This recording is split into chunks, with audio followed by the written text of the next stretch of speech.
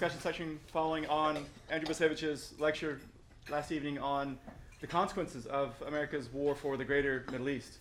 My name is Bob Cruz. I teach in history, and I'm the director of the Abbasi program in Islamic Studies, which is very proud to be one of the sponsors of Andrew Bacevich's visit. And we're also very pleased to have these esteemed guests who will offer commentary for roughly 20 minutes each on the lecture you heard yesterday evening. Our first speaker will be Greg Jones. He is a renowned foreign correspondent and investigative journalist. He's the author of 3 books based on his experience covering revolution, wars, and insurgencies in dozens of countries around the globe. The first is entitled Last Stand at Khe Sanh, published in 2014. He's also the author of Honor in the Dust. I'll say these in reverse order. Honor in the Dust, published in 2012, and Red Revolution, published in 1989. He's currently a BMI Kluge Fellow at the Library of Congress in Washington, D.C. So we're very pleased to have him here to draw on his deep insights of someone who's been on the ground and has seen firsthand some of the consequences of some of the themes that Professor Bacevich has shared with us over the last 2 or 3 days. His commentary will be followed by that of David Lubin, who we must offer kind of a welcome back to, because he's currently a university professor in law and philosophy at Georgetown University Law Center, but he has spent time teaching at Stanford as well. This year, he's currently a visiting professor at Harvard Law School. He's an expert in the field of just war theory, professional ethics, and international criminal law and human rights. His most recent book is entitled Torture, Power, and Law, which is published by Cambridge University Press. It won the American Publishers Association 2015 Prose Award for Scholarly Excellence in Philosophy. I should also note that he is a member of the American Academy of Arts and Sciences and has had many distinguished associations with legal ethics associations and various organizations having to do with law, society, and ethics. And he's also taught, very interestingly, here at the U.S. Naval Academy and many universities around the country, including this one. So we're very grateful to have his expertise as well. So thank you both. Again, just a quick reminder, we will have the respondents offer 20 minutes each, roughly. We will then hear from Professor Bacevich, who has demonstrated astounding endurance, having been asked to speak and perform with amazing fortitude over these last days. Yet he has to escape. He'll turn into a pumpkin if we're not sending him off at 12 on the dot. So we want to open the floor for at least 1 hour and then send him off in a hail of roses so he can catch his airplane and escape us and get some rest. But first, we turn the floor to Greg Jones. Thanks very much. Can you hear me okay back there? All right, great.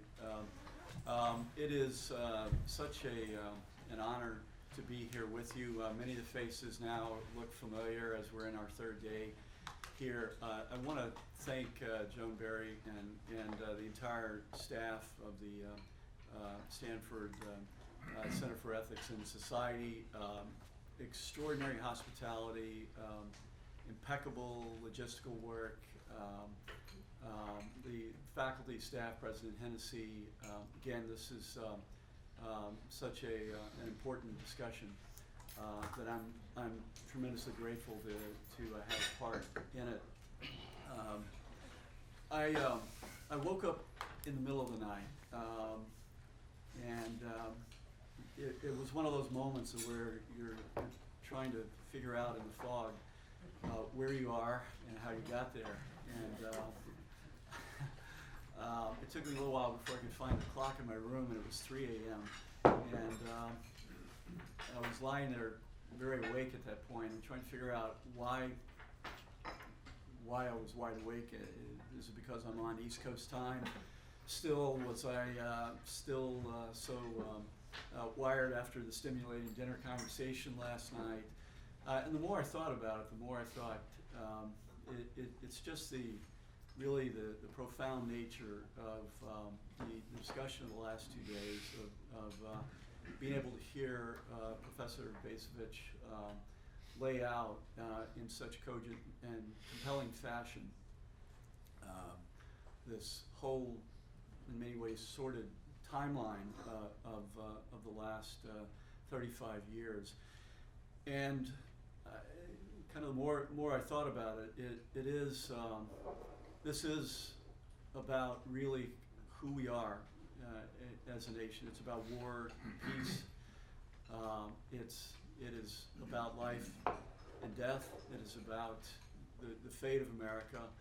and it is about the soul of America as well, and I think that comes through in everything that I've heard from Professor Bacevich. You may be wondering why I'm here. Why is this guy who's in desperate need of a haircut with these esteemed scholars and legal philosophers and diplomats and soldiers turned scholars and everything, and it's a great honor to be with this group. As Bob touched on, I think two things. I've spent some time on the ground over a period of 3 decades. I was a foreign correspondent. I went out as a freelancer as a 25-year-old in 1984, went to the Philippines, was there for the last couple of years in Marcos, first 3 years of Aquino, and I got very interested in the communist insurgency in those years there, and wound up doing my first book there. I went out with communist insurgents, spent time in communist controlled areas, and then also with the Philippine Armed Forces, and so I got an up-close view of what that kind of war is like, the difficulties in it. I later, in my last incarnation, was a foreign correspondent. I was based in Bangkok from '97 to '02, and I went into Pakistan right after 9/11, spent 2 months there, and then went into Afghanistan right after the fall of the Taliban and roamed around the country. I did 2 reporting tours over the course of about 2 months, completely unembedded. At that point, the U.S. footprint was very small. You rarely saw Americans. And so I had that experience to be able to see that really at the beginning, and to see that period of interregnum before the Taliban was on the run, but before the occupation and the war really exploded in full. The second thing is the reason I think I'm here is the book that I wrote, Honor in the Dust, which was sort of an outgrowth of my years in the Philippines. And it's about the Theodore Roosevelt and the Forgotten Philippine-American War. And the New York Times gave it a very nice full-page review. If only that translated into sales. But if I can loosely paraphrase what the money line was that this is less a book about Theodore Roosevelt and the Philippine-American War, and more about the struggle for America's soul, and that was spot on. I was glad she really did understand that about the book, and that is where we are today, and that's what I've been hearing the last couple of days. This is the contemporary struggle for America's soul. If you're expecting fireworks or this scathing critique, you're not going to hear it. I really think that Professor Bacevich has captured in a very cogent and compelling fashion the narrative of what we have seen unfold in all its missteps and horrors and at times absurdities.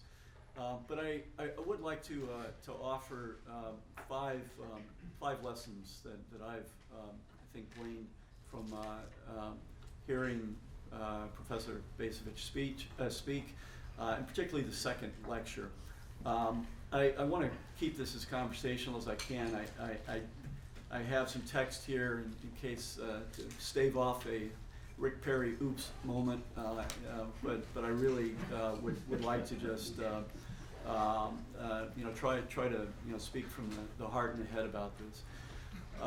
The first lesson that I think that I take away from this is our frightening infatuation with panacea weapons. And what do I mean by that? In this case, panacea weapon du jour is are drones, and we have really, I think, numbed ourselves to the reality of war, or rather than numb, sort of wisely chosen to shut out the realities of war, and drones seem so neat and clean and surgical, and we hear that about the precision, and they hit the bad guys, and yet we don't see the consequences on the ground. This is part of a historical continuum, really, over the past century, I believe. And I don't want to get too far in the weeds, but if I can quickly say that I think if we look at the aftermath of World War I, this horrific trench warfare, the artillery barrages, the charges into the teeth of machine gun emplacements, the use of mustard gas and other things. And so in the aftermath of World War I, this revulsion, the theorists of air power had their day, and they began advancing a form of warfare that would be cleaner, that would not be as long and inconclusive as the stalemate of World War I.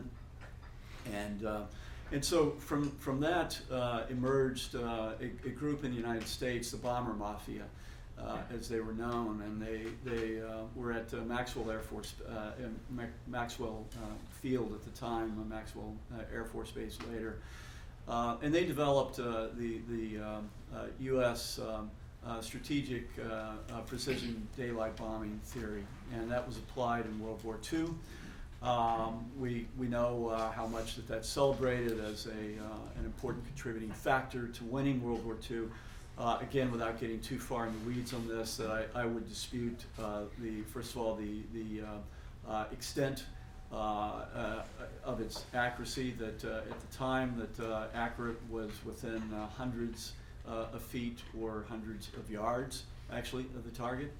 Against Japan, we wound up using the British style of what was known as area bombing, which was basically flying over a city and dumping incendiaries on it. So it was not precision at all. And the overall impact, I would say, was not as great to the ultimate victory, perhaps, as historians have suggested.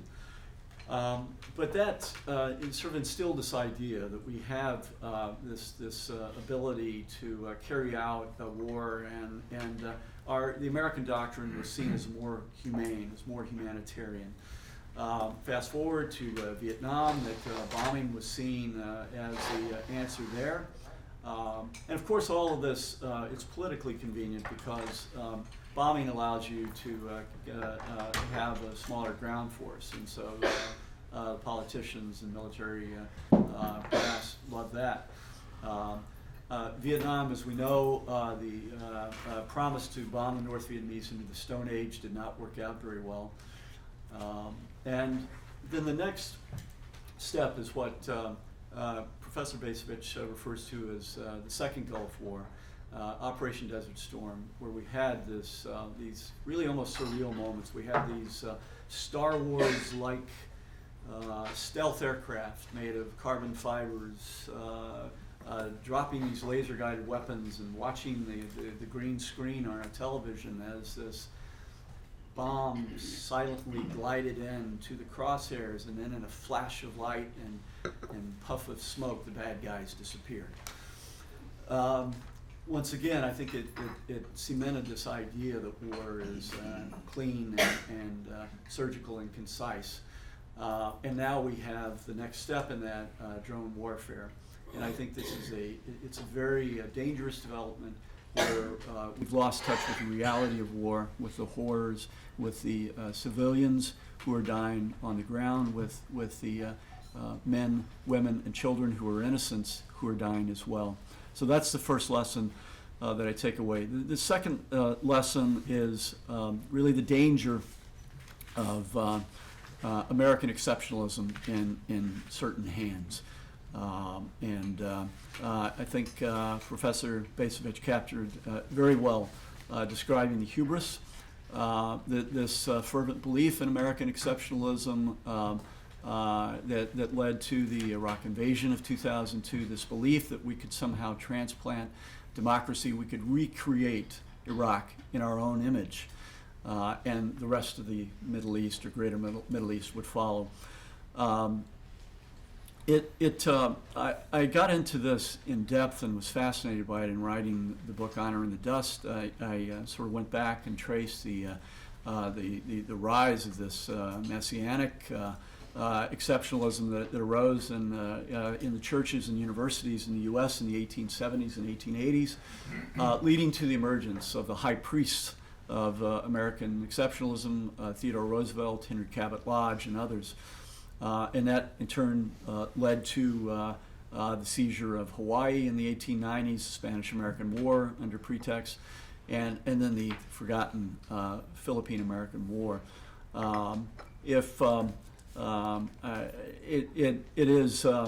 It seems to me, anyway, whether this is a fair statement or not, it's what it seems, that there is a lack of awareness of the limits of this, and this messianic view has led us into, I think, a very dire quandary in much of the world now. And that leads me really to the third lesson, which is we suffer from, I think, acute historical amnesia. We tend to airbrush history. We like to think that's sort of the Soviet style or the Chinese style of where you'll look at a photograph and suddenly that person has disappeared from that photograph after they've been purged and fallen out of favor. But we also, to a disturbing degree, sort of pick and choose our history, and the Philippine-American War being an extreme example. It's hard to find in textbooks. If you read the biographies of Theodore Roosevelt, it is usually glossed over in 2, maybe 3 pages, and I think the full extent of the war crime scandal that engulfed Theodore Roosevelt's first year in power is just not apparent from that. And I understand that if you're a biographer, that all that came, the progressive agenda that came later, that maybe should be your focus. But I think that there is a tendency to airbrush out these uncomfortable truths, and the Philippine-American War being one of them. Vietnam, the lessons of Vietnam being another. I think that there's a great dispute even today as to what the lessons are from Vietnam, and there is a school of thought that if we had gone in with greater force, and if only the politicians had unleashed the full might of the military, that things would have turned out, differently. I strongly disagree with that interpretation of the history, but I saw no signs that this was taken into account by the architects of the Iraq invasion and this agenda. In fact, I remember quite distinctly around 2003, 2004 of watching the debate unfold over the Iraq invasion, and then the Abu Ghraib scandal, the torture scandal, waterboarding, and all that. And watching with increasing dismay and knowing this story from the Philippines. And I'd sort of carried that around in my back pocket for a long time, wanting to eventually do a book on it, and I was working on something else. And at that point in 2004, I knew I had to really start in earnest. Unfortunately, it took me much longer than I wished, and the book didn't come out until 2012, and it wasn't part of that debate, which I wished it had, because that was a piece of history that would have been quite useful, and it seemed to me that there was either a lack of awareness or a lack of willingness to acknowledge it. And that brings me, the fourth lesson or takeaway for me is and this really stems more, I guess, from my journalistic years, is the half-life of our missteps in war is extremely long. And what I mean by that is traumatic memory is it's a powerful force, and if there is an errant bomb strike or a casual strafing of a house or a village or that sort of thing, that the impact is profound in the lives of those people involved. The civilians who lose loved ones. Professor Bacevich posed the question, are we creating more jihadists? And there's no doubt in my mind, based on my experience, that we are. By doing this, and again, using this type of warfare where we're really not seeing what's going on and we're persuading ourselves that we're only hitting bad guys. I have had some of the most extraordinary experiences of my life going into villages where military excesses or human rights violations had occurred, and sitting down and talking with villagers. I spent a day in northern Sumatra in the province of Aceh in the aftermath of Suharto's fall. And I wanted to go out to a village, and Suharto had kept journalists and human rights activists away from Aceh province, and there was this separatist movement and very extreme military operations. And so I drove out to this village once Suharto had fallen and the province had opened up, and I had a really bright and brave interpreter with me, and we just walked into this little village and explained why I was there. And very quickly, a crowd formed around us, and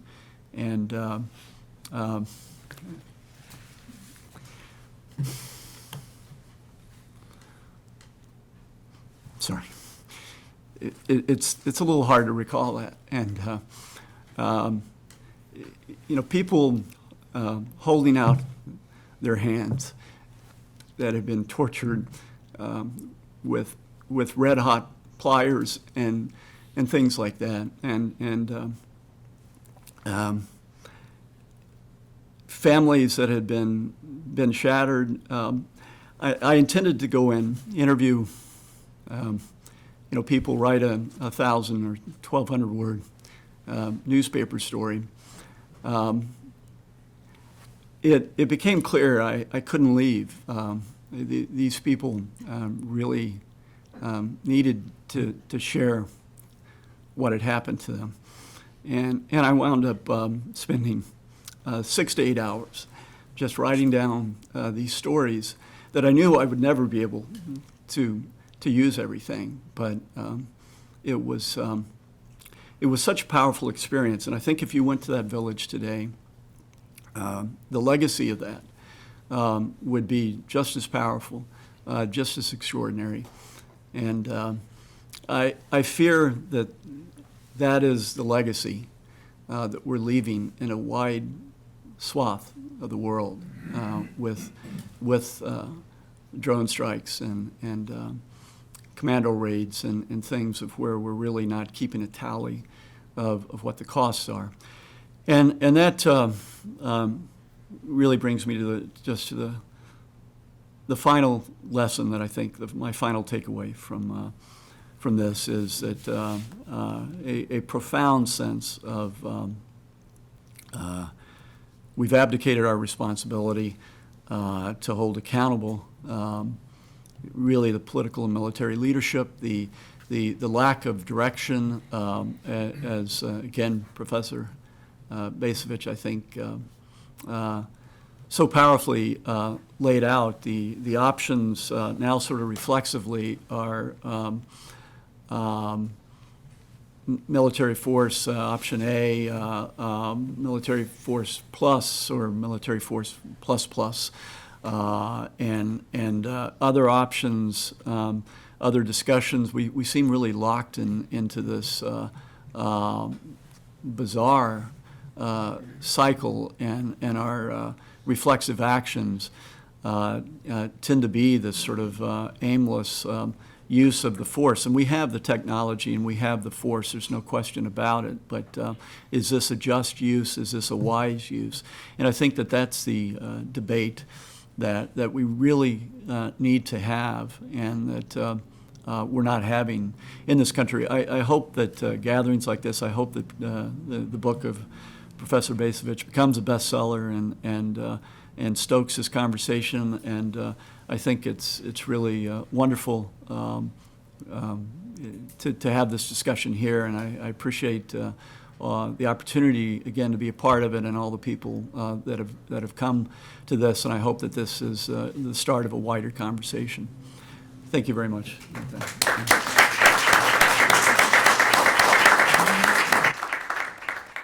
you. Our next speaker is David Lubin. Well, I also want to begin by thanking the organizers of the event, because, having organized events like this myself, I know that it's just constant work to make everything look like it's no work at all. And I'm very grateful. I'm also grateful to Andy Bacevich, whose work I've admired since, for more than 10 years since I read The New American Militarism. And it was at a high point of the newest, the latest incarnation of American militarism, when everybody is trading in their cars for Hummers. And it was just an incredibly important warning. I want to pick up on just the last thing that Greg said, which was that this has to be a conversation in part about just war. Now, I was interested, yesterday we had a fascinating conversation about whether U.S. military policies in the Middle East had advanced or impeded our national interest and the stability of the Middle East, and our national interest in the stability of the Middle East. And I thought that was an important conversation. People were pushing Andy for, well, what would you have done differently? What's your policy prescription? And he kept saying, I'm not a policy guy, I'm a historian. Now, he's obviously a historian, but this is a story with a moral. I think that the history that he's done is very much like, in 1977, Michael Walzer published the great modern classic on just war theory. It was titled Just and Unjust Wars, and it had a subtitle that kept coming back to me yesterday, A Moral Argument with Historical Illustrations. And I think that what we heard was very much a moral argument about our policymakers, our policies, and the choices that the American people have made. So his aim was to raise very deep moral questions. What are we doing there in the Middle East? Why are we killing people and breaking things in somebody else's country 6,000 miles away? Now, he doesn't use the terms just and unjust wars in so many words, but I think those are the questions that are raised by the tone of his lectures and the substance of the lectures throughout. Now, once again, I want to emphasize that yesterday's conversation about how does, I call it, it's sort of a realist conversation. How do the choices that we make fit into advancing or impeding America's national interest are vital questions, but just war theory starts from the assumption that they aren't the only questions, because something can advance our national interests but still be wrong. Now, wrong by what standards? The reigning theory of just use of force, really from the end of the Napoleonic era up until the Kellogg-Briand Treaty of 1928, was that there's nothing wrong with it, that war is a perfectly legitimate instrument of national policy. I mean, the way that we would talk about it today, when we're always talking about our toolkits, we want this in our toolkit and that in our toolkit, that war is part of the toolkit of the policymaker. Now, I want to call that the permissive theory, because it permits, it doesn't say that war is ever forbidden. Now, to many, the two world wars were the reductio ad absurdum of the permissive theory. And the reasoning was simple. We gave the permissive theory a try. And the result, if you add together the two world wars, was 85 million casualties and 2 continents in ruins. So it seemed like there had to be a better idea. And the way that the UN Charter, which was one of the instruments that emerges from the ashes of World War II, puts it in the preamble, is we're doing this, and I'll quote, to save succeeding generations from the scourge of war, which twice in our lifetime has brought untold sorrow to mankind. That's from the preamble. Now, we know that the UN hasn't been the greatest instrument of peace ever. I want to focus on the scheme of just war theory that emerges from the Charter. The Charter system came up with a simple solution. It prohibits aggressive war as an instrument of national policy. It permits war only in self-defense against armed attack. And the idea is simple. If nobody goes first, there'll be no need for anybody to go second, and then there won't be war at all. Now, there may be exceptions for humanitarian interventions, and there's been a lot of conversation about that. I mean, not only since the Kosovo War, but the Kosovo War really intensified it. And I think today there is no consensus worldwide about the legitimacy of humanitarian intervention as an exception to this basic two-part scheme. No aggressive war, war only in self-defense. But with or without the exception, that's the model enshrined in the UN Charter, and that is today's reigning theory of jus ad bellum. Jus ad bellum means the justice of going to war. So, over the millennia, there have been many things that have been thought to be just causes of war. Insults to the honor of princes, obscure territorial disputes about, that come from the intermarriage of royalty, anything that advances the national interest. The UN Charter says, wait, we're going to pare that away, and we're going to have only the simplest just cause, self-defense. That's it. Now, with that background in place, let's start looking at Andy's argument. In his first lecture, he explains the origin of what he calls America's war for the greater Middle East. And for a while, I was toying with, we need some abbreviation, some acronym like WUGMI. But I don't want to say WUGMI, so I'll just say the war for the greater Middle East. He said the origin comes from a kind of original sin. We got hooked, addicted to Persian Gulf oil, and we got so addicted to it that our way of life came to depend on it. Now, that addiction made two things true. We are fighting to protect our way of life, and we are fighting for access to Persian Gulf oil. Those were two of the propositions from the first lecture. So the justice, the jus ad bellum of the war, taken as a whole, then becomes radically ambiguous. Fighting to protect your way of life is very close to the core of justifiable war of self-defense. Fighting in somebody else's country for access to their oil is very close to the core of unjust aggression. So which is it? Just war of self-defense, unjust war of aggression. Now, one response you might make in trying to parse out that moral argument is that making our way of life dependent on something that could only be acquired by unjust use of force is itself unjust. But the fact is that once we got hooked on oil, and the very lives of our people could be ruined by squeezing the source of that supply, then our leaders faced a terrible dilemma. And as Andy reminds us, Jimmy Carter was the living embodiment of that dilemma. First, he sermonizes to the American people about the emptiness of our high-octane way of life. 6 months later, he declares that we will use military force to secure our vital interests in the Gulf if we need to. Now, in Andy's telling, the war for the greater Middle East began with the Carter Doctrine in 1980.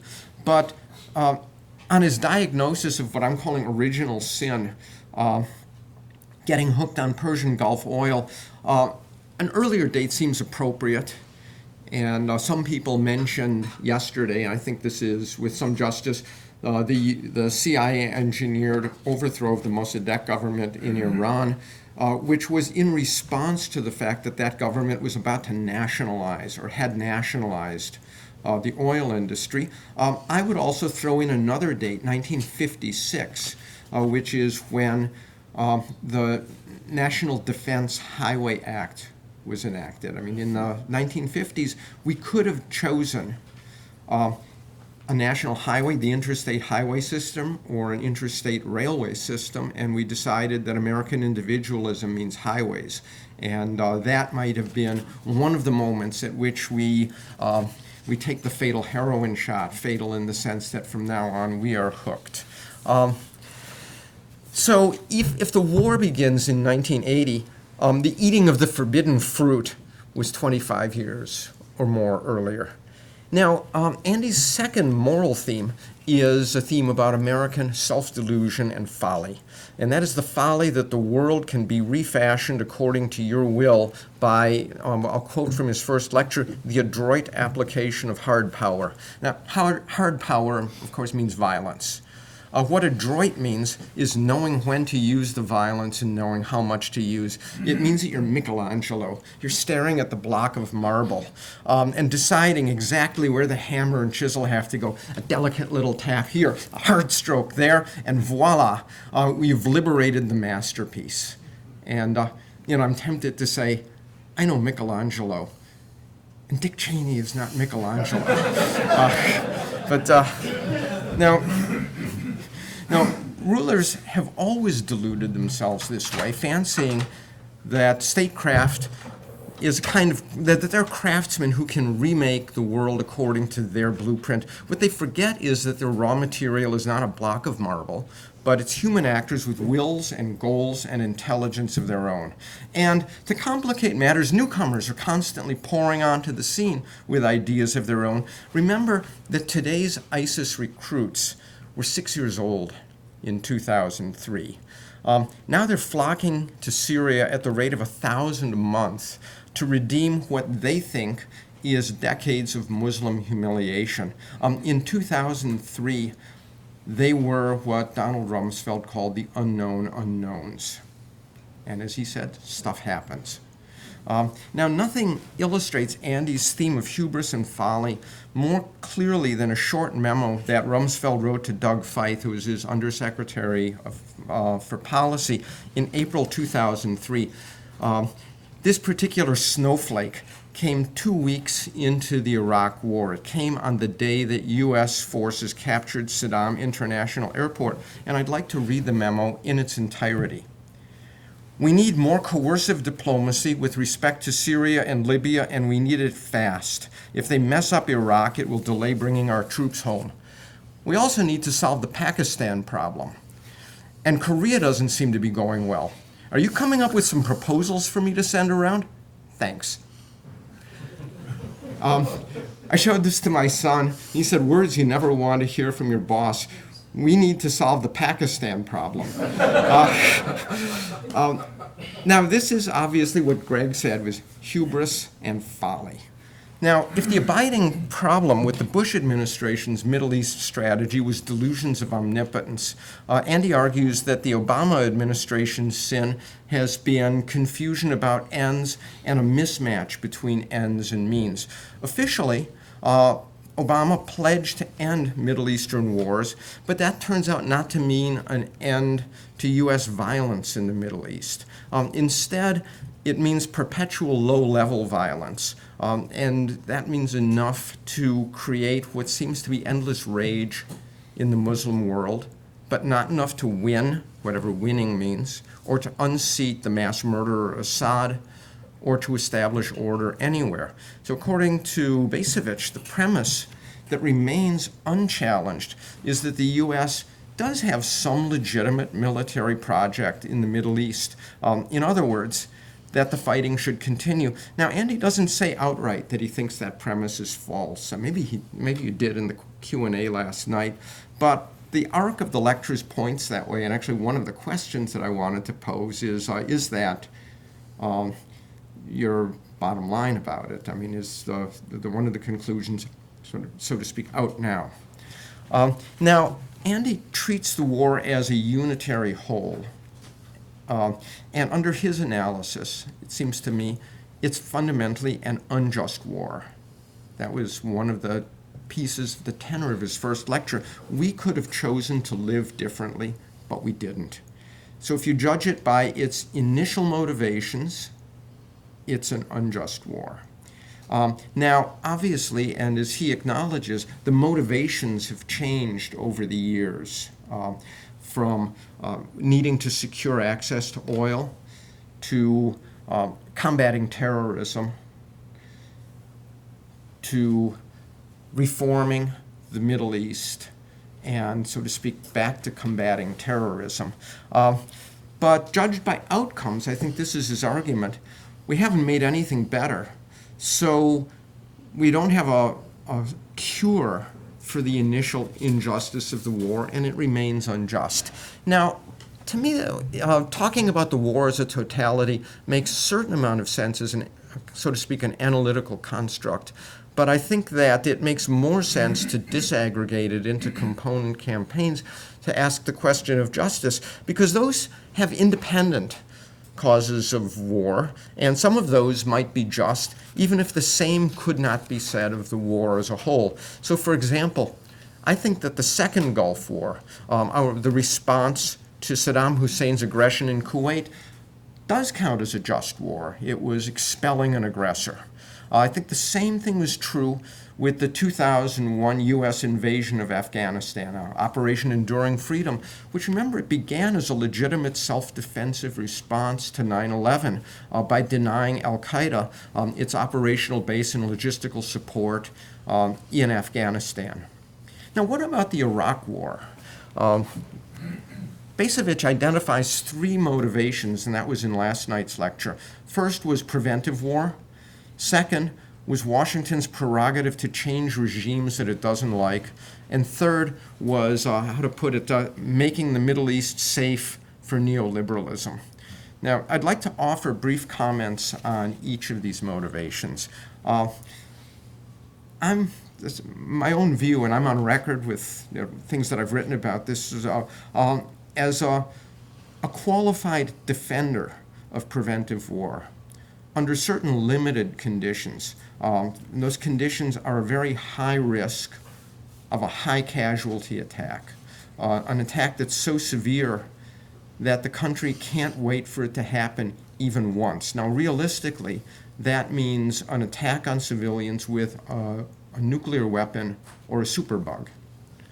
Now, very few people, I think, would disagree that states are entitled to defend themselves preemptively against imminent grave threats. You don't have to wait until the other cowboy draws first. An imminent threat means a nearly certain threat. But the preventive war doctrine that was articulated in the U.S. National Security Strategy in 2002 and 2005 wasn't talking about preempting imminent threats. It was about preempting distant, emerging threats, even if they aren't imminent.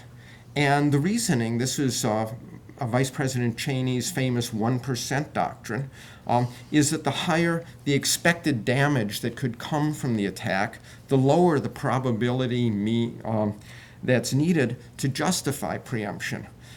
Now, Saddam's Iraq might have come close to qualifying under that test if the U.S. fears were true. The threat was doubtful at the time. I remember in Hans Blix's memoirs, he said that when he went in to do the weapons inspections, he thought he would probably find weapons of mass destruction stuff in Iraq, and was kind of surprised that he didn't. Now, the fact that we know in hindsight that they weren't there doesn't really speak to what the decision makers could do beforehand or know beforehand. But I think that what's more important is that this supposed cause of war was in bad faith. You know, the Downing Street memo confirmed what many suspected, and I'm quoting from the Downing Street memo, that the intelligence and facts were being fixed around the policy. The intelligence and facts were being fixed. because the policy had already been decided on. In classical just war terms, the Bush administration lacked right intention. Now, what about the supposed U.S. right to depose odious regimes? Now, at the time, in 2002, the faddish big think book in Washington was Robert Kagan's Of Paradise and Power, which offered a complete substitute to the UN Charter theory of just war, and the Bush administration seemed enamored of the substitute. Kagan's argument was simple. We live in a new world order in which the U.S. is the sheriff in a wild, wild world. And sheriffs, he uses the sheriff analogy explicitly, sheriffs don't function by the same rules as everybody else. So in effect, the United States had become the world's Hobbesian sovereign who keeps order and in return exercises unbound power. Now today I think Kagan's rhetoric sounds absurd. Let me read a little bit. Although the United States has played the critical role in bringing Europe into its Kantian paradise, it cannot enter the paradise itself. It mans the walls, but cannot walk through the gate. The United States, with all its vast power, remains stuck in history. You know, the self-pitying tone, along with the self-aggrandizing tone, is just striking. Left to deal with the Saddams and the Ayatollahs, the Kim Jong-ils and the Jiang Zemins, leaving most of the benefits to others. Now, come to think of it, it sounded absurd in 2003 as well. But Washington just lapped it up. So on this side, Joe and I were talking about Tolkien last night. Europe was the hobbits. The U.S. was Strider and the Rangers keeping the orcs away. Now, the sheriff theory just overlooked one thing. Hobbes grounds his theory of sovereignty in a social contract. That means an agreement. It means consent. But nobody and no social contract made the United States the Hobbesian sovereign or the sheriff. The United States just appointed itself. Now, how about the third, the plan to impose democracy and human rights and markets on the Middle East? Now, that could be regarded as a kind of humanitarian intervention, and I know I was thinking of it as a borderline case that way in 2002. Now, theoretically, it rests on a much debated proposition, and that's the proposition that human rights and democracy matter more than self-determination. And that they matter so much more that it justifies killing a lot of people to impose them. Now, that is a radical alternative to the current state system, but I don't think that a war on behalf of defending basic human rights is crazy in principle. In fact, I agree with it. But everything depends on whether you can do it in a way that doesn't kill more people than you save. The U.S. plan was for a fast in and out. That was what that Rumsfeld memo was about. We need coercive diplomacy because otherwise we can't get out fast. And a plan to get out fast is not a serious plan to establish human rights and democracy. In practice, the United States was inept from day one.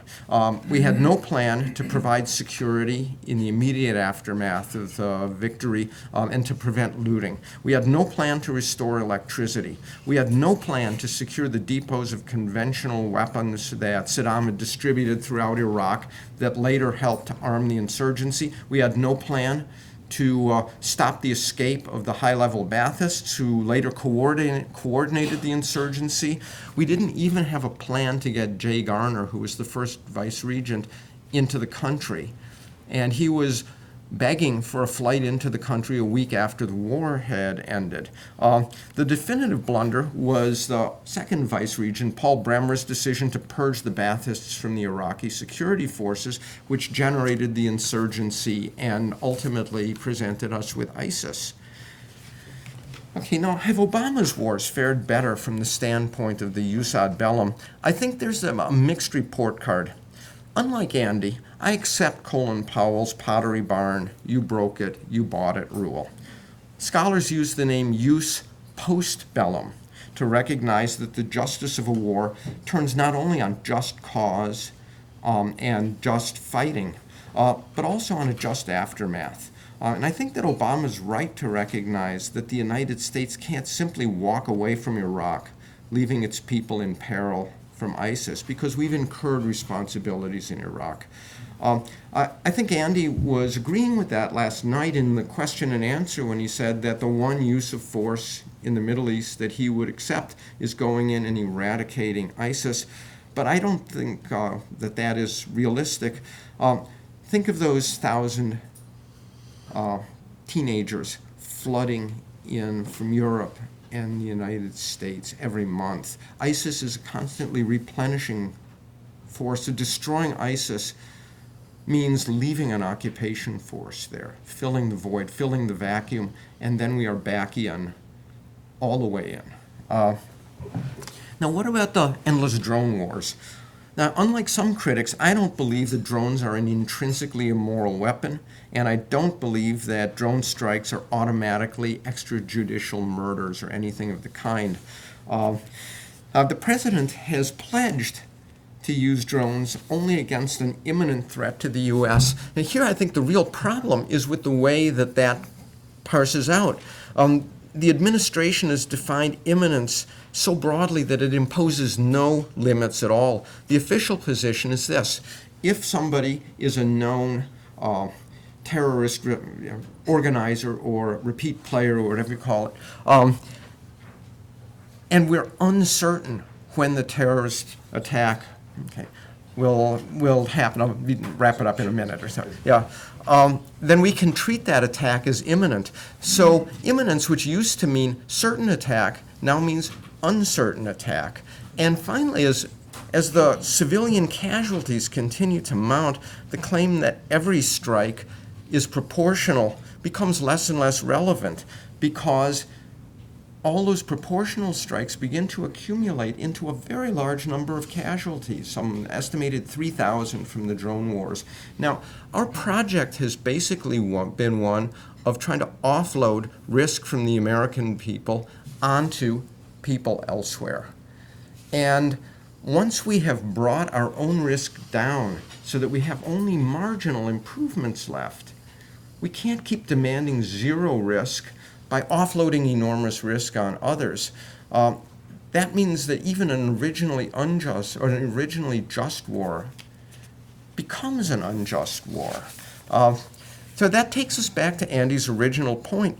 It might be that the American people don't agree with President Obama, who said what I just said, that maybe it's time to shut the war off. Maybe we do think that we're entitled to just keep offloading our risk onto other people ad infinitum. Now, that sense of exceptional entitlement isn't the same as the original sin that Andy talked about in his first lecture, but I would say it's sin just the same. So, thanks.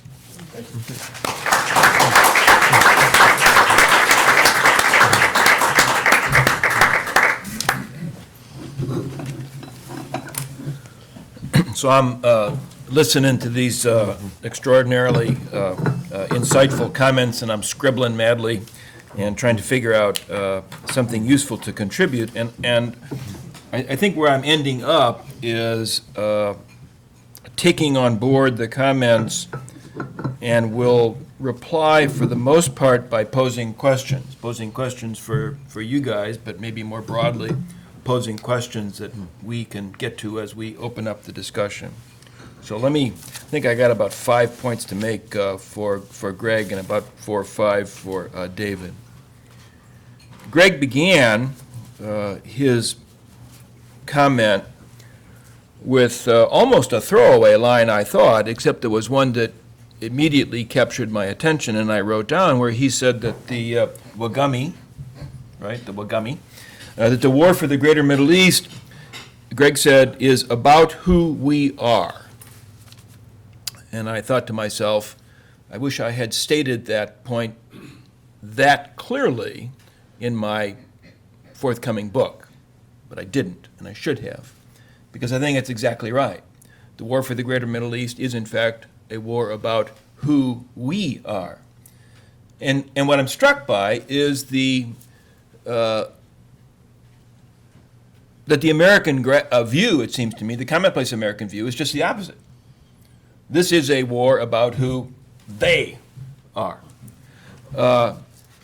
And so my question, nor it seems to me is there any significant figure in public life, like somebody running for the presidency, who is willing to take on that view, to suggest that the lens through which we should be viewing our military enterprise in the greater Middle East is that this is a war about who we are, and let's talk about the implications of that. So in a sense, my first question is, why is that the case? Or why is it not the case that we have any capacity to recognize that, yes, as Greg says, this is a war about who we are? What gets in the way of that understanding? Second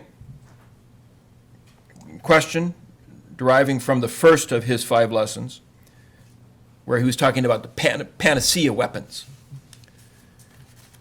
And it certainly is a powerful point. War for the United States has increasingly become, this is not really a sort of a development of simply the last couple of decades, even though at the present moment with things like drones we can see it so visibly. But war for the United States has really become the business of coordinating and managing and integrating technology. And because that has come to be the commonplace understanding of war amongst Americans, and specifically within the U.S. military, it becomes very difficult for us, and difficult for the military itself, and difficult for our political leadership to appreciate war's political and cultural dimensions, which in fact are far more important than the technological dimensions. So why is that? How did it come to be that Americans came to be taken by the notion that war is primarily a technological enterprise as opposed to a political undertaking? Third question. Greg suggested that we Americans suffer from what he called acute historical amnesia. And he cited the case of the Philippine War, which has certainly been completely sort of erased from our collective memory as an example. Greg said, we pick and choose our history, which is certainly true. And what that brought to mind to me, and this actually may be a question for Bob, has to do with the status of history, the study of the past within present-day American culture. I don't know what's going on in your department, but back at Boston University, history, the discipline, really is in the throes of a major crisis. And the principal manifestation of the crisis is that the kids don't want to major in history or have much to do with history. And if you're a chairman of a department, that's kind of a big deal problem. And when you go to the dean and say, I'd like to have 2 more lines, the dean's going to say, I'm going to take 2 lines from you and give it to the computer department, right? So there seems to be, we're not talking about the profession of history, about what academic historians do. For all, we might argue that the professional discipline of history is as robust and as exciting as it's ever been. But I think I'd argue that the gap between the profession of history and the general public may be larger than it's ever been. And what that means is that the general public is sort of stuck with a version of history that is sanitized, oversimplified, obsolete, and purports to offer lessons that have political utility in the world of policy, when those lessons are actually, I would argue, as likely to be misleading as they are to be valid. I mean, how many, in the public debate over the Iran nuclear deal, How many op-eds did you read that made references to Munich in 1938 and Neville Chamberlain and umbrellas? What's his name? The former governor of Arkansas who's running? Huckabee. Saying that he could see Israeli Jews being marched quietly off to death camps again. And I thought to myself, the Israelis I know, none of them would march quietly anywhere. But nonetheless, so there's this selective use of history that denies, we deny ourselves access to a broader history. So the question kind of is, why is it that we are stuck with a so-called usable past that candidly ain't very usable?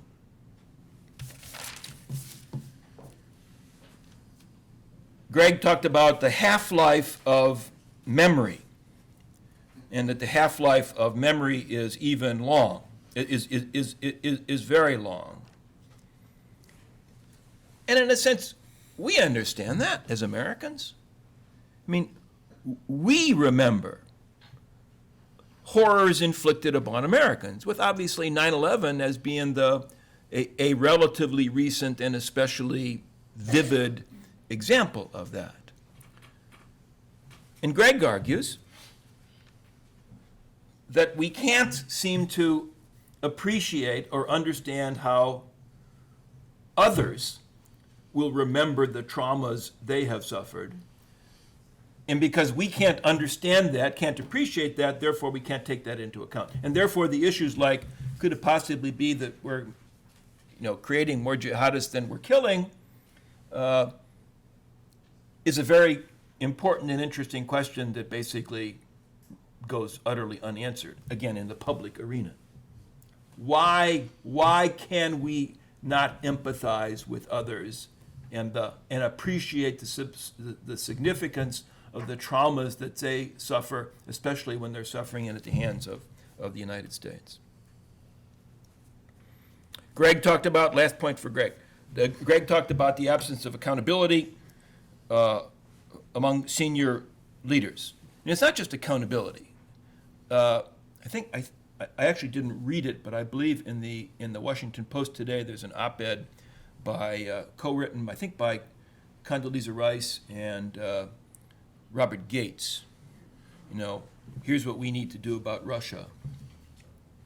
I don't mean to make this be sort of a personal thing, but I would cite in particular Condoleezza Rice as an example of a person, and we could cite many, many other examples of people of both parties and both genders, and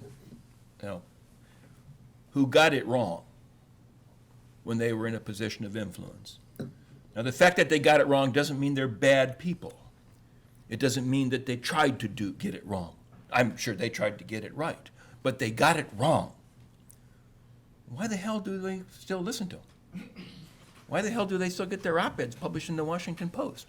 How can it be that these people retain credibility? As members, apparently permanently members of the American policy elite. So it's not just accountability, it's also credibility. Why does it survive? So David made a very good point about, my narrative starts in 1980, and, there are all alternative start dates. And he cited two very good examples in 1953 and 1956. And I think actually the point could be expanded. You could start the narrative of how we got to the mess we're in. You could pick 1948 as a start date. You could pick 1944 as a start date. You can blame the Europeans and especially the Brits, which I always like to do, and that would back the start date much further into the early part of the 20th century. And you can go back. You can go as far back as the Crusades if you want to. And I don't mean that as a dismissive point. What I really am saying is my date of 1980, in a sense, is somewhat arbitrary, and if taken in a sense too seriously, diminishes the significance of a much larger context. some of which we're not necessarily responsible for. And I would simply emphasize that my rationale for 1980, whether or not it's really a convincing rationale, is simply that the narrative I'm trying to tell, the story I'm trying to tell, is a story about what the U.S. military has tried to do, has done, with what consequences. And as you've heard me say, viewed in that little narrow sort of perspective, 1980 is a useful date because that's when Jimmy Carter made a public commitment that the United States military would henceforth, from that point forward, become involved in the, he said, Persian Gulf. Turns out to be far, far beyond the Persian Gulf. But I think the point is a very, very good one. There are many other dates where you could say, here's where the story begins.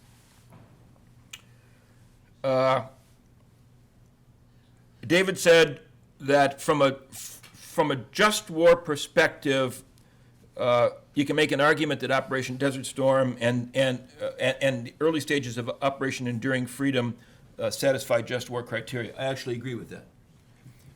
But I puzzle about this a little bit, or maybe I want to complicate it a little bit, because to the extent that you and I would agree that the larger enterprise, that I'm calling the War for the Greater Middle East, that larger enterprise doesn't satisfy just war criteria, then it seems we got this little puzzle.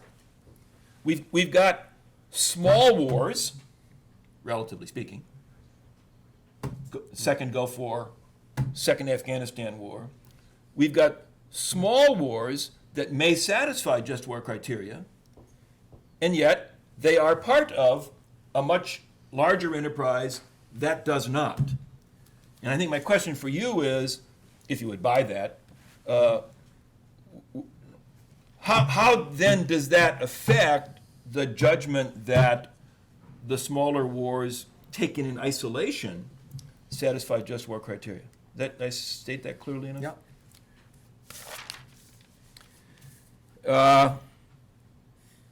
You cited the Robert Kagan, the United States as the sheriff, and then I thought to myself, yeah, we're like the sheriff, like Barney Fife.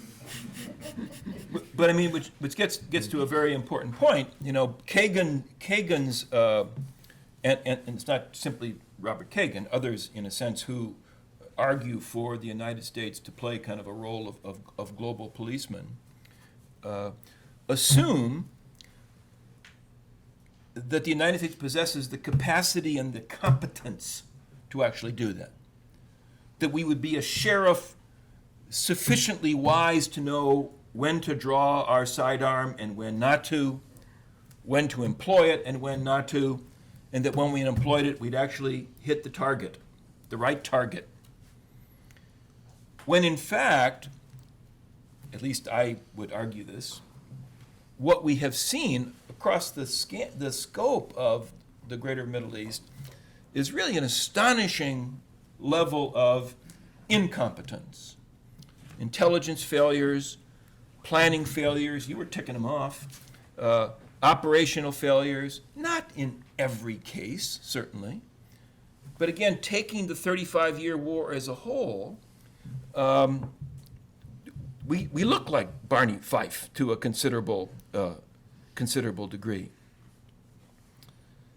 And so the question then becomes, why is there not more attention given to that reality? I mean, again, I keep thinking of these events as the events that ought to somehow inform our politics. You know, at a moment when the headlines every day are filled with discussion of the upcoming presidential election, shouldn't there be one candidate out of the 15 or whatever there are Republicans who would sort of put on the table questions of competence that ought to then inform discussion about what are we going to do next, or what are we going to do differently? There continues to be sort of I think an assumption of omnicompetence on the part of the United States military that it's not deserved. This is not a shot at the people who serve. It's not a shot at the people who've sacrificed. It's really a shot at those who preside at the political level and to the level of military leaders who have not, despite being provided with enormous resources. What's the new defense bill? I think is 650, supposed to be coming in at $650 billion in round numbers. Enormous resources. Somehow haven't been able to translate all of that into effective outcomes. There's a huge question there, it seems to me, that goes unanswered. And then my last point is on the Pottery Barn rule, maybe just a clarification on my part. From a moral perspective, I emphatically subscribe to the Pottery Barn rule. I mean, that having done what we did, we have a powerful moral obligation to try to redress the mess. Of course, we sort of made a mess in other places, and you wonder why the Iraqis come before the Vietnamese, but that's another discussion. But I don't believe that in the inner circles of power that moral considerations actually carry much weight. That when the 4 or 5 people who sit around trying to decide to bomb or not bomb, to intervene or not intervene, I've never been one of those 5 or 6 people sitting around the Oval Office, but I just kind of doubt that the discussion hinges on what's the moral responsibility of the United States in this circumstance, given what the United States may have done in the past. I think that the decision is driven by considerations of power and interests, and not necessarily interests that are perceived in a very enlightened way. So with that, I'll stop, and I thank both of you, gentlemen, for your comments.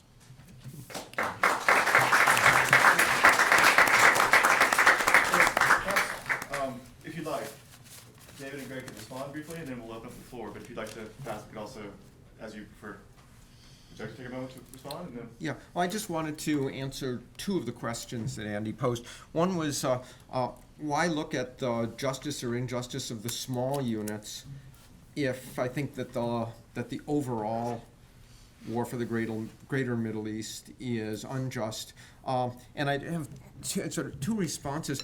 First, I think that it's complicated whether the war for the greater Middle East is unjust. And as I was suggesting, once we have gotten our own national well-being too hooked on Gulf oil, I don't think it was an illusion to say that defending access to Gulf oil was unjust. I mean, so that's the conundrum. I mean, I think that you can make a case for the injustice of the entire war, but I don't think that it's an illusion that the leaders were faced with a very tough choice. But let's suppose that I did say I agree completely that this is an unjust greater war. I still think that it makes sense to talk about the justice of the smaller subunits. This is an issue that I think comes up all the time in the context of Israeli-Palestinian conflicts. Those who say Israel is never entitled to respond to Hamas rockets with force are saying, well, that's because the Gazans are in an unjust predicament that is Israel's fault. Even if I accept that, I think that when people are firing rockets at you, you got to shoot back. And to me, it makes sense that as events unfold over 3.5 decades, that for each use of force, you should look at it locally rather than globally. So I guess my principle of analysis is always go for the smallest coherent unit rather than the biggest coherent unit. The second is about whether we are Barney Fife at the time in 2002. And there, it seems to me that there were at least good reasons to think that the United States could play sheriff then. And the good reasons were first that the second Gulf War had been such a spectacular success, and that the Kosovo intervention had been pretty much of a success, and that was in the face of the United States waiting for several years for the Europeans to deal with the Balkan Wars, and the Europeans just proved incapable of getting their act together, and the United States did I think, make a couple of successful humanitarian interventions. And the other reason that there might have been that kind of confidence in 2002 is that that was kind of the apogee of the United States as hyperpower. At that time, our military expenditures were equal to the military expenditures of the next 14 countries put together. And they still amounted to under 4% of our GDP. So we could keep this enormous military apparatus afloat without harming the economy at all. And I think if you put those things together, it's not crazy. I mean, I was making fun of the Kagan argument, but the idea that the United States had the capacity to be the sheriff, if it was a legitimate thing to try to be, wasn't crazy at the time. Since then, we've run into knowledge of our limits. Greg Jones.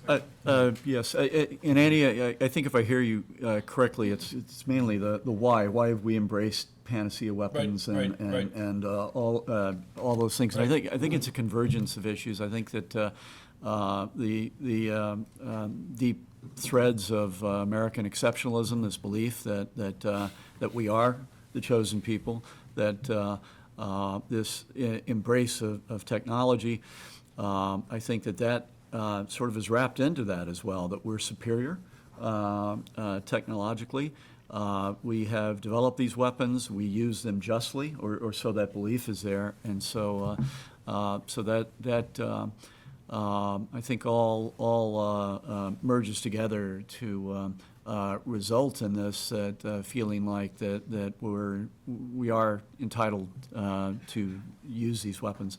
I think also the getting to why isn't there more involvement or outrage or pushback on these things? That I think that it's a combination of that. I think it's a combination of our modern consumerist society, that we enjoy our lifestyle. I think as somebody who just emerged from a period of where my son's competitive tennis activities governed our lives to a frightening and excessive extent for 8 years. We have lost that sense of civic responsibility, I think, and it's easy just to kind of skate along. So I think simple things like that of just crowded lifestyles and sort of zoning out. Mm-hmm. Thank you both. Thank you all. So we'll now turn the floor, open the floor for questions, and I will help our guests by keeping a queue. So please raise your hand. I'd also invite you to make a brief comment or question. We have a full room, and I think many of us want to speak. So let's begin. Please. Thank you. Throughout the discourse on war, a theme that consistently emerges somehow the lack of groundedness or willingness on the part of the general public, which supposedly lead to the issue of accountability, and which may stem from the consumer society. So I'm wondering if you have an opinion on how to somehow revive the democratic traditions of belief, and how to create that kind of collective empathy to so that we can kind of make better decisions and on the issues of preventive wars. Thank you. Well, there is an idea, and I associate myself with this idea, that one explanation for this absence of accountability, for the public's disengagement from American wars and their consequences, is the existence of the all-volunteer force. Now, the all-volunteer force was created in the wake of the Vietnam debacle. It was created by President Nixon. President Nixon created the all-volunteer force not because he was particularly engaged by the question of what would be the best military system for this country.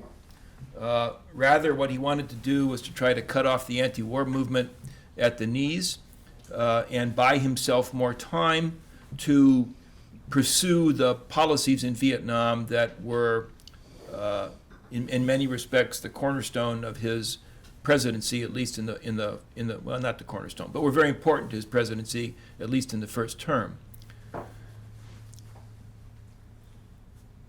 Nixon not only didn't anticipate, but frankly didn't care about the long-term consequences of what in effect was a decision to jettison the tradition of the citizen soldier.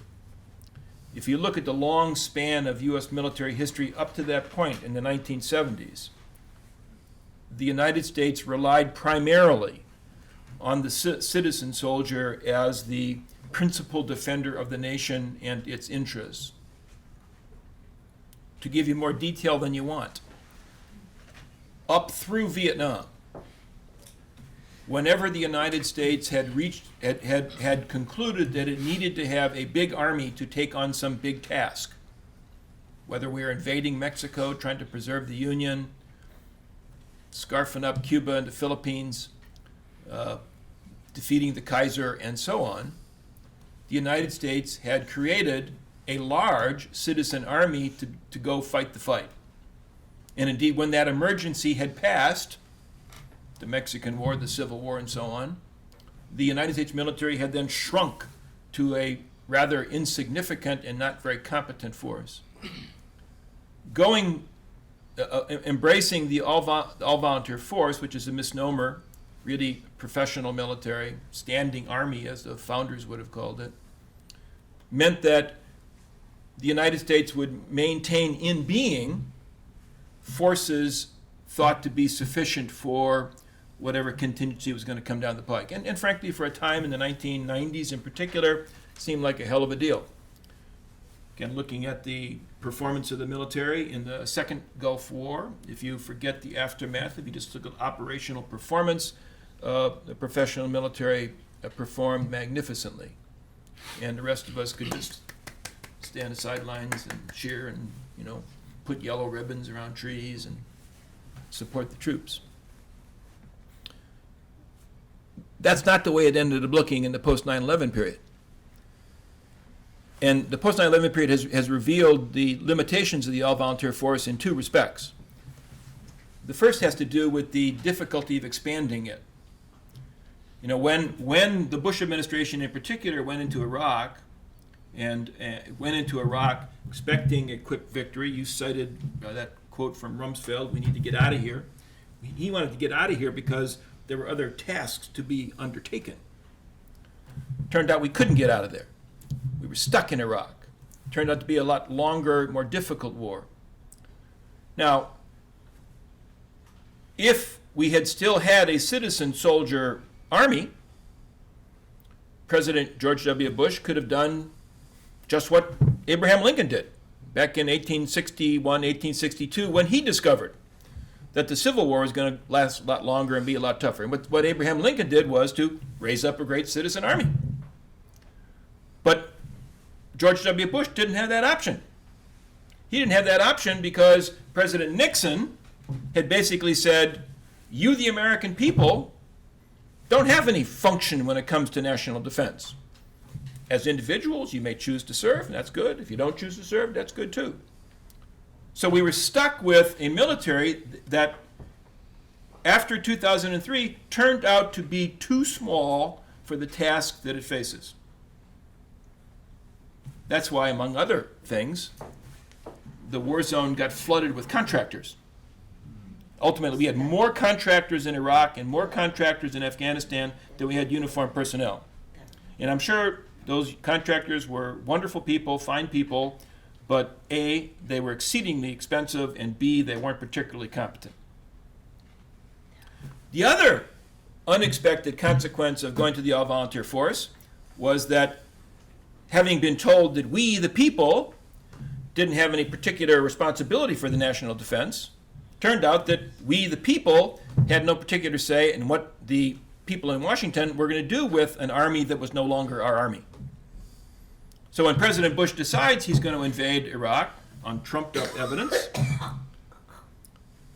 I remember vividly being in New York. I believe it was on February 15th. I may have the date a little bit wrong, 2003. That was the date of the global protests. And the demonstrations in New York City were, I found it deeply moving because of the just endless numbers of people in the streets demonstrating against the war.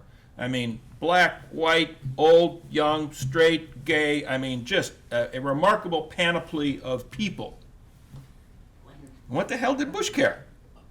Bush didn't need any sort of have a popular mandate because it was no longer the people's army. So we discovered after 9/11 that we actually didn't have much say in how the army gets used. So again, back to your initial question is how do we get Americans to pay attention to the consequences of wars that, whether they're just or unjust, they sure the heck haven't been very successful, and the implications of their absence of success will redound for generations probably. I think one very important question is whether or not the all-volunteer force actually it provides for a military system suitable for a country that claims to be a democracy and that persists in thinking that it's got to exercise global leadership, with global leadership primarily being expressed in military terms. That's a long-winded answer to a very good question. David, take a shot at that? I'll just quickly say, yeah, I think that is a great question. I think that it really cuts to the heart of a lot of things of, how do you build greater civic involvement, a sense of responsibility. I think it's got to unfold across multiple levels. It's got to be part of the political discussion, political fabric. I think the idea of mandatory national service, which is not a terribly popular idea. I mean, you have half the country that would vehemently oppose any type of government structure such as that. But I think that there really does need to be an effort, and just sort of an addendum to answering Andy's questions earlier about the why do we lack these things. I mean, how often do you still hear people say in this country that those people they don't value human life the way we do, which is a vestige of far darker sentiments. It's ridiculous. I mean, everywhere in the world, the people value the lives of their family members, their loved ones, their community. It's just in some parts of the world that death and deprivation are much closer at hand than they are in a developed country. So, but it's a great question, and I think that students can control or at least contribute to this. So. I would like to add Please, something. yes. Yeah, so one way of getting accountability would be, anybody who proposes a constitutional amendment actually needs to be taken and have their head soaked in a bucket. But I will propose a constitutional amendment that all wars have to be financed by a special war tax over and above everything Right, else so that we right. pay. Second was a suggestion that there was a long discussion this past spring at the Naval Academy about of what the use of drones, UAVs, is doing for us, and what Admiral Ted Carter, who's the superintendent, said that he thinks that it makes it too easy for us to have wars perpetually, not just because they're bloodless, but because they're inexpensive, and that he would support having live pilots on site for all actions, not because they're technologically needed, but because we have to have some kind of skin in the game for Americans to take it seriously. Third, there ought to be better accountability for such things as war crimes, or the issue that I spent 10 years on, accountability for torture, where, for example, the people who ran the torture program weren't even fired; they were promoted. Thank you. Here. Yeah. In fact, I wonder why politicians in U.S. they easily they have overlooked when they want to impose or export democracy to somewhere like Middle East. The foundation for that is functioning government, rule of law, and accountability. Going there, destroying whatever sub-functioning government, or destroying the rule of law, and we know there won't be accountability. So how do we say that we are imposing or exporting democracy to countries that we really do not know much about the dynamics and relationship of, these governments or people around there? Are they ready for that, or we have all the means to do that? I'm really curious to know. Thank you. Anyone? But you know the answer to the question. No, we don't have the means. No, we don't have the knowledge. I mean, all of us, I think, have alluded to, in particular, we're talking about, well, really, when we talk about exporting democracy in this America's war for the greater Middle East, really the serious effort to export democracy was confined to a period from roughly 2002 to maybe 2006. It was the George W. Bush administration that insisted that part of America's purpose was to promote this so-called freedom agenda. And we would say in retrospect, how could they have been so stupid and arrogant? It's difficult to answer the question other than to say they really were stupid and arrogant. And the results achieved are the evidence to condemn their folly. I don't believe today that the Obama administration, which I am critical of because the Obama administration has continued this misbegotten enterprise, albeit using different methods. I don't think today that President Obama thinks he's in the business of promoting democracy in the Islamic world. I think he thinks he's in the business of trying to figure out how to staunch the disintegration that is ongoing, and he persists in thinking that there may be some way of deftly using American military power in order to do that. The results achieved don't seem to suggest that he's going to succeed any more than his predecessors succeed, but there is the continuity is a continuity of relying on military power, not a continuity of ambitions. American ambitions today in the region are, I would say, substantially more modest than they were back in the 2003, 2004 timeframe. So I see two hands up, but if I may insert one quick addendum to that, and that is, in thinking about systemic factors and reflecting more broadly on American life, I think one factor I would point to would be the profound marginalization of area studies. And the great paradox here is that the United States spends some amount of treasure to help universities learn about various parts of the world, to cultivate the study of languages and fieldwork and so on. Yet that knowledge exists really in a vacuum. I think that here we invite further comparisons with Vietnam and earlier moments in American history, but thinking about Islamic studies today and the state of Islamophobia in the United States, the way in which there's a nexus between, of course, a Washington, kind of sealed Washington world, but then you have the media, right, and the role of television media. And if one wants to have a conversation about Islam or about politics in these places, one can almost, you would be hard-pressed to find anyone who actually, I think we would agree, would have academic knowledge of the subject, make it anywhere near a television camera or on a Washington Post op-ed page, except for some of the kind of familiar suspects, right, which are trotted out again and again, Right. though their record of credibility should be questioned. So that's another structural feature, and one can point to the Bush administration and vague claims of anti-intellectualism in life, the marginalization of humanities. I mean, there's, I think, another feature is area studies on the one hand, but also a growing gap between humanistic learning and social sciences. I think if you were to assemble a lot of the people who lent some intellectual firepower to some of these claims in the early 2000s, they came from a certain, not that there's one social science perspective, but a certain social science perspective which imagined a kind of universal applicability of their supposedly scientific rules. And here at Stanford, we have an interesting tension now between, I think, among disciplines deciding whether or not they are scientific or not, right? What kinds of claims can they make? How partial are they? How contextual are they?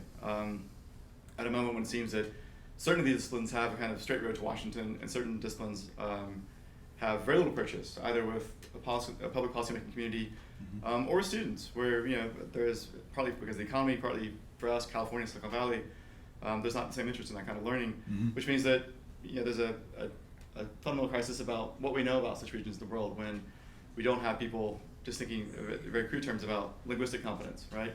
What can we know about Iraq or Afghanistan if we don't have people who speak those languages? And that's something that will have an afterlife for generations to come too if we continue to marginalize people who attempt to develop area of studies expertise. Yeah. But that's just a long-winded footnote, if I may. You've been waiting patiently, and you've been waiting very patiently. So let's go here and then there, and then we'll go there. Okay.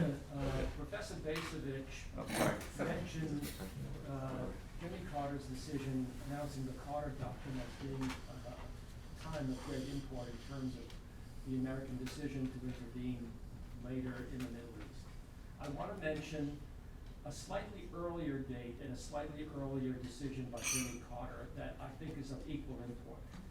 It was the decision in it was in July of 1979 to have a finding, which means a decision to have a covert action to send arms and other assistance to the Mujahideen who were fighting the the Russian-supported government in Kabul at the time, which got us in bed with Al-Qaeda. And according to Zbigniew Brzezinski, in his view, and presumably then Carter agreed with it, it was more important to support Islamic jihadists than it was more important to do that than it was to, because we were involved in the Cold War and we wanted to bring down the Soviet Union. I would say that is at least as important in terms of the folly of American intervention in the area as anything else. Thank you. If we may, I know we're pressed for time, so may we join these questions? So briefly here. And then briefly Can I here. answer? Briefly, yes, please. Yes. Good point. I agree. Okay. I agree. Okay, let's go here and then briefly here. Great. I'm trying to make mine quick. I keep trying to apply what I'm learning from the conversation, the lectures, to the ISIS situation because it's such a heart-rending humanitarian situation. I feel like inherent in what Greg Jones distilled as lessons from the lectures is that the United States perhaps actually isn't a superpower if we won't use our superpower. And that in many of these situations, because of that constraint we submit ourselves to, we need to think differently about how effective we can be. I feel like the thought of going in and taking out ISIS is quasi-superpowers and thinking, and maybe the United States wouldn't accept that. Professor Lubin, I think, suggested that a just war needs to consider the consequences, the ability to control them, as well as the situation you're going to take out. And I don't think, many people are skeptical about whether we could control the consequences of taking out ISIS, and therefore there's a question of whether it's just. Nonetheless, many people would say, gotta do it because you have to start somewhere curbing radical Islam. My question is, is it too late to think that perhaps the best way to address the development of radical Islam, to the extent it's a problem, is maybe not through military actions, but through other actions and policies? Great. Thank you. And very briefly? Very briefly, not the original question, but please get the issue of citizen army in the public arena. Return of citizen army to the public arena. And I am saying, though it's against my personal interest, I was very happy not to have my sons be subjected, and now my grandsons, I don't want to, but I mean, this is the way, this is the just way. Thank you. So some final thoughts, please. I've been trying for years. It's not working. So, but I'll keep at it because you told me to. Other actions to suppress. Well, were you at the lecture last night? Yes. Okay. I mean, I thought that's what we got to in the Q&A, and I gave my own personal, whatever it's worth, Yeah. proposal for other actions, and but I also said, and I've been beaten up like by 6 people for saying this, is that in terms of a near-term action, I think we got to go after ISIS and destroy it. But what I think I wasn't clear enough about, by no means do I believe that the destruction of ISIS would in any way diminish the prospects of further Islamic radicalism. Strategically, I think that destroying ISIS would have next to no value whatsoever.